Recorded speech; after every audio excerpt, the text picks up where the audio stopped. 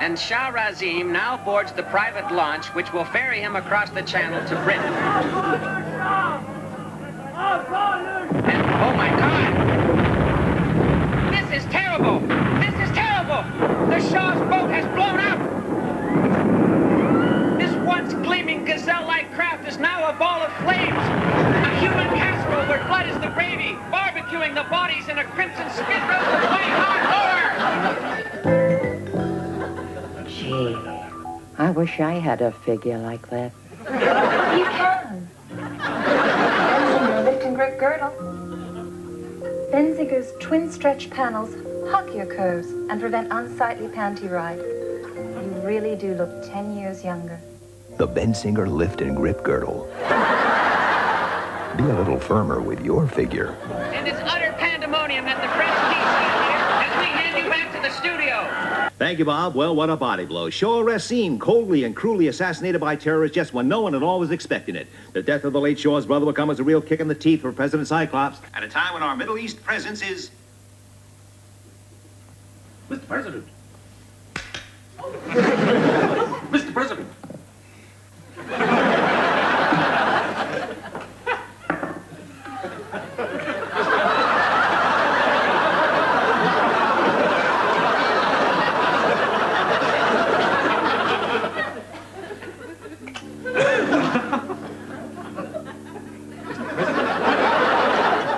They killed the Shah. Mr. President, the Shah is not dead. They blew him into 1,000 pieces. You think maybe they can operate? Mr. President, I think that our prime concern was to protect the Shah from Arab assassination attempts. To do that, we had to convince them he was dead. Oh, I see. Everybody thinks the Shah is dead, and in fact, he is. That sounds foolproof. Sir, the CIA arranged to have that boat detonated by remote control. Rasim and his blindfold lackwit are now being secretly ferried to Britain, where the conservative government have pledged their safety until we can secretly smuggle them here to Washington. Did I know about this? Of course, Mr. President. Oh, thank you, Deacon.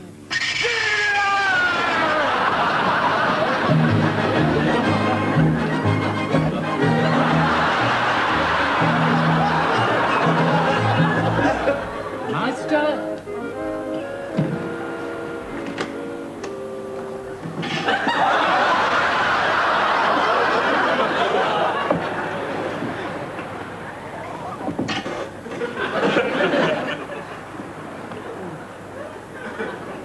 Is that you, Twinkle of the Galaxies? Tell me, am I in hell or in purgatory? You are on a British cross-channel ferry, Master. Oh, I thought I was blown up. Everyone thinks you are blown up, Master. Now you can travel to Britain in safety and comfort. You don't sound well, Toast of the Zodiac. Ah, yes, you're very hot and feverish. I have some coffee here to cheer you up. You just poured it over my face. Thousand apologies, Scott of the Antarctic. Will you take up that blindfold? But then I would catch sight of your holy countenance and have to pluck out my eyes with a pair of sugar tongs. And another thing. Master. Scott of the Antarctic was a film with Kenneth More. If only you hadn't lost those seasickness pills. Now there is nothing at all I can take. Nothing. You are wrong, Master. What? It was John Mills. Scott of the Antarctic with John Mills. How much longer is this journey going to be? But an hour or so, Diamond of the Firmaments. One more hour, and I'll be back on dry land.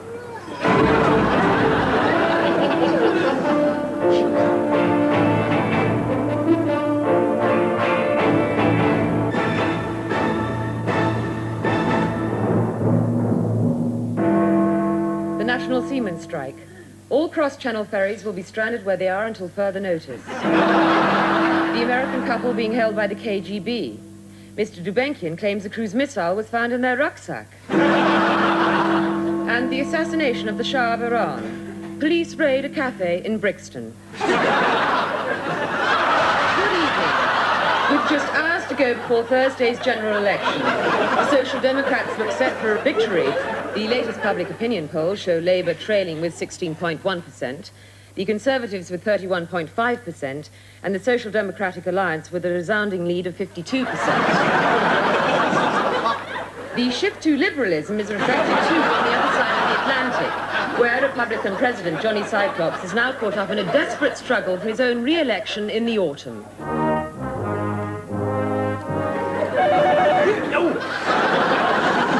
Yes, the deacon is here with your campaign advisor, sir. Oh, fine. Morning, boys. Send them in, will you? Oh, no, come on. Melvin Hickey, PR coordinator, chief executive of the Johnny Cyclops re-election think tank. A tremendous honor and privilege, sir. And that is Biff. Hi. Well, now, boys. Oh, Lord! Take pity on us, thy humble servants. Bless us with thy divine love and mercy. Give the Democrat Party election candidate a withered arm. And bestow, we beseech thee, an outbreak of typhus among the Soviet Politburo forever and ever. Amen. Now, Mr. President, this is the way we see the election campaign.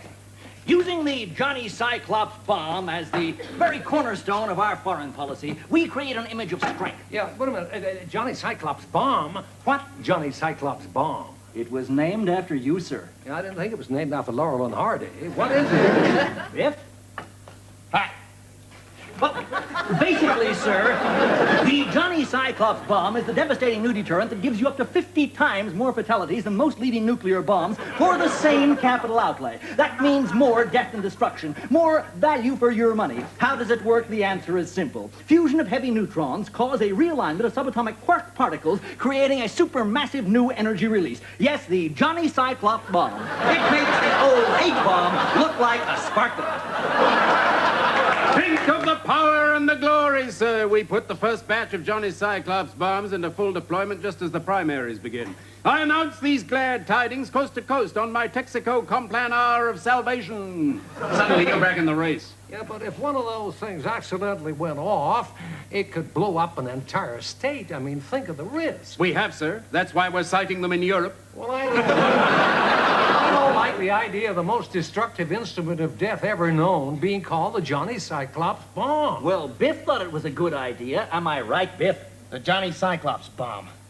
It grabs me. It grabs Biff, sir. I don't care if it grabs Biff. I'm the one who's gonna have... Listen, who the hell is Biff, anyway? With respect, sir, it's all a little late for this. The bomb is being launched tomorrow. Launched tomorrow? When the deacon says launched, sir, he means launched to the press at a small cocktail party, not literally launched against Russia.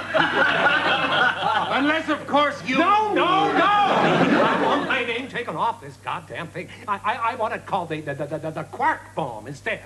The quark bomb? And you shut up. I like it. I don't give it... You do? Oh, you hear that? Biff likes it. He grabs Biff. Well, that's settled then. The quark bomb. Get it changed. As you wish, sir. Finally, the Johnny Cyclops campaign song. Right. I think you'll like it, sir. Raised on a riverbank in Omaha. Went to the mission where he played his guitar. Always took his hat off when he spoke to his ma. Once gave a nigger kid a lift in his car. Johnny Cyclops never stopped. started World War III? Who faked his tax returns and laughed at the law? Authorized the cover-up in 1954. And who spends a night a week in bed with a whore? Johnny Cyclops, that's for sure. Johnny Cyclops never started World War III. Master of diplomacy, never lost his tact. Stayed sane throughout his term, no, he never ever cracked. Never flinched from duty and was never scared to act. Loves to put the shits up the Warsaw Pact. Johnny Cyclops never started World War III. Horace, I gotta tell you, I still think the Stars and Stripes has the edge. Dad, is the seaman strike over yet? Not yet, Bangle of the Fatherland. 2.5 days. I've been locked in here. I must have air. How is the new suit I found for you, Master? Nice and inconspicuous. So now you are truly incognito. Yes, yes. I must have air.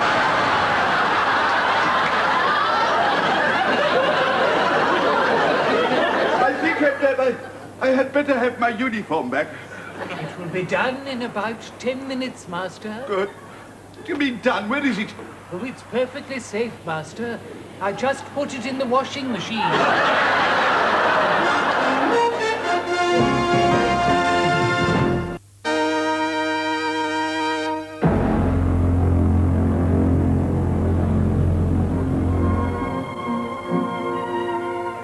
58 years ago, in small-town Pocatello, Idaho, a young baby was born.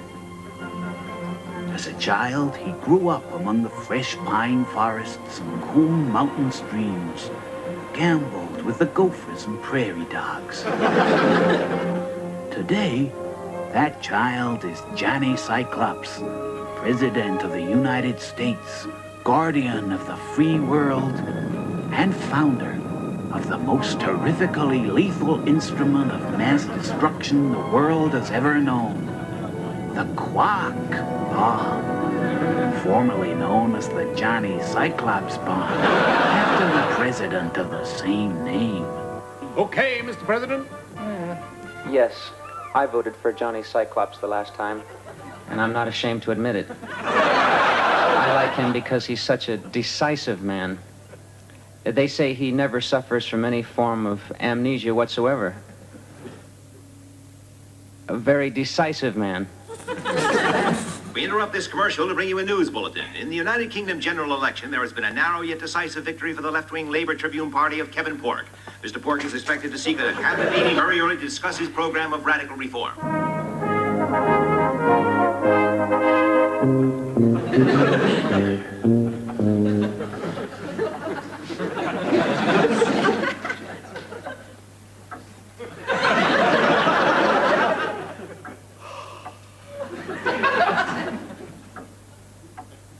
How much longer have we got? Sorry, Kev? In office. 4 years, 11 months, and 30 days. Read it back to me again, will you, Dave? All right. Minutes of Her Majesty's Cabinet meeting. Convened at 10:33 a.m. One nationalized banks, increased pension, raised social benefits, granted free public transport for all.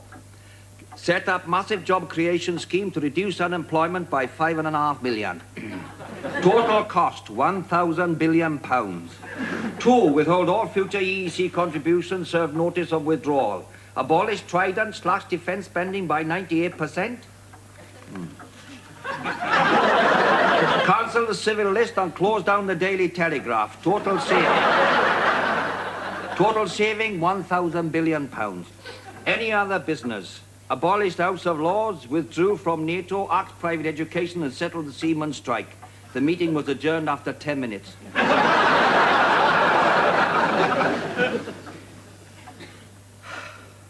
I can't understand how the other governments made it last so long. Still, it has consummated the marriage, as it were. And there's nothing for it now but to tell you. Tell us what, Kev? Well, it's rather a personal matter. It's very personal, actually. Now, how can I put it without it coming as too much of a shock? You see, I am... No, it's no good. You've got to know. The truth of it is, I am secretly Superman.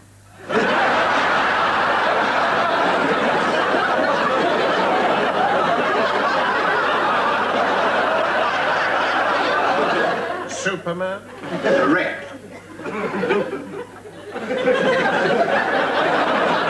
Bit of a big one, isn't it? Obviously, you'd like some sort of proof. Well, there you are. And, of course, there's the Holy Mother of Moses.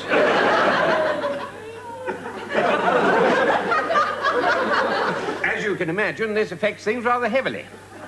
I think that's putting it mildly. Sorry.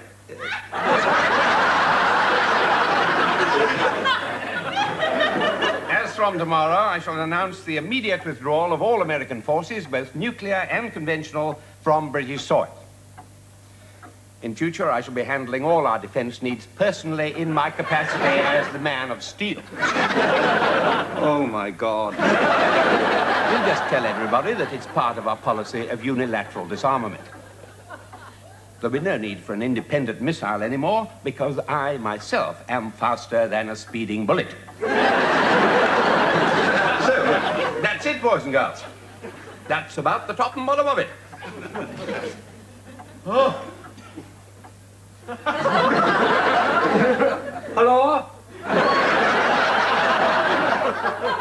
Cav? Oh, I'm sorry. I saw something rather interesting with my telescopic and X-ray vision. The new Shah of Iran isn't dead at all. He's on a cross-channel ferry bound for Dover at this very moment. Didn't you get a memo from MI5 telling you that this morning? Yes, I left it upstairs in my in tray. I was just reading it. Oh, that's a point, Brian. If the Saudis find we've let that man into Britain, there'll be hell to pay. I shall issue instructions that he's not to be allowed off the boat. Wouldn't it be quicker to fly down there at super speed and tell him yourself? I don't think that'll be necessary. I mean, there's no need to go mad, is there?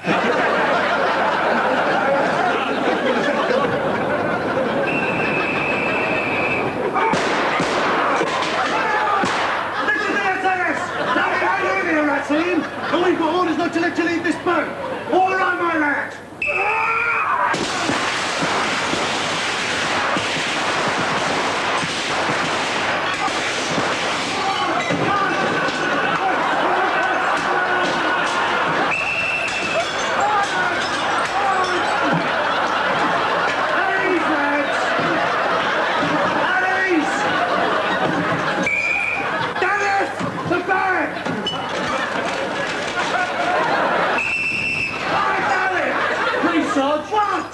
I think I've got my foot stuck in a door. Dennis! Try using your sword. Dennis! Bloody leg, you bloody fool! Oh, man! Now we know you're in there somewhere, I see him. Shit! Dennis! Take it easy now, over, move. That's it, now don't hurt yourself. Right, you okay in there? Jam saw! Okay, my boy, let it go!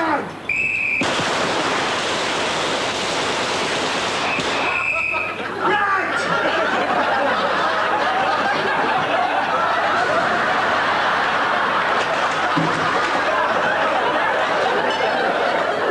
You bastards!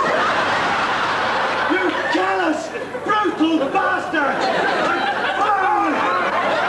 He was my best mate! He's dead there, Sarge. I know he's dead now, Arnold.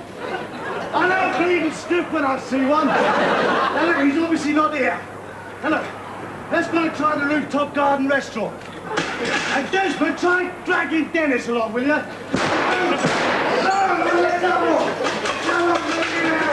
You won't hurt him, he's dead.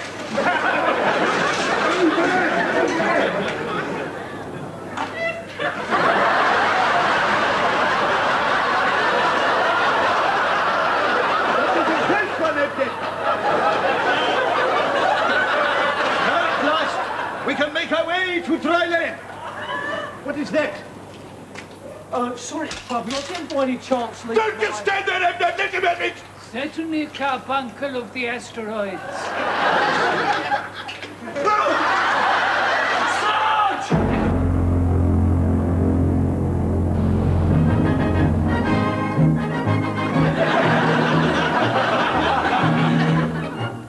Fear not, master. Worse things happen at sea.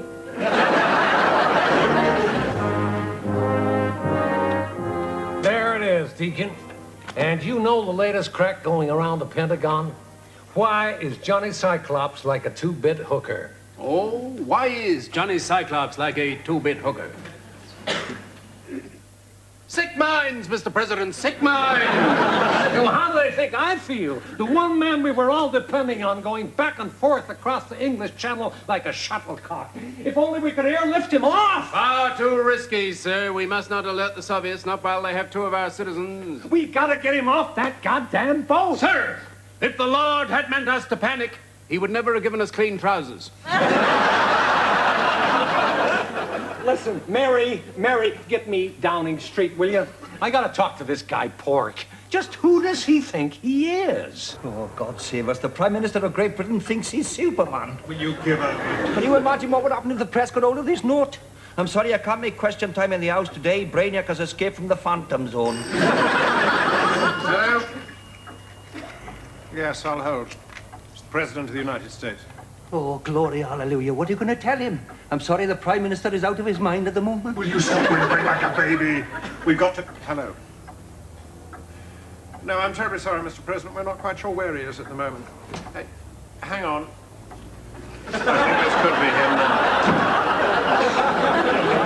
Sorry I'm late, boys and girls. Is that for me? President Cyclops, Cap. He won't be allowed in. Goodbye. May interest you to know, I've just been to see the doctor. Doctor? I haven't been feeling myself just lately. We weren't going to say anything. Well, no use pretending, is it? But, I think I've been overdoing things. But I had a talk with the doctor, and he's given me some pills to take. Oh, it'll be for the best, Kev. I'm sure it will. Which doctor is this, then, Cap? Dr. Destiny of Earth 2. You know him. He helped me to rescue Lois Lane in the giant starfish of Atlantis. Well, Crypto, it's time for your fly round the block.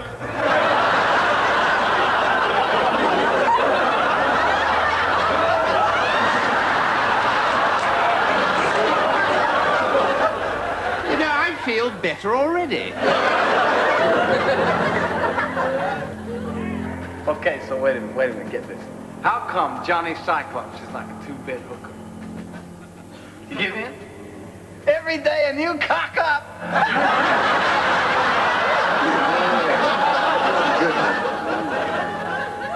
Hey, you sure you spell quark with a Q? Of course you do. No way. Well, it don't look right to me. And that's another thing. What? You know when the Colonel brought these things in here and said they were the most lethal and dangerous bombs in the whole world and we had to guard them with our lives? Yeah. What about it? Nothing. It's just that I could have sworn there were 6 of them.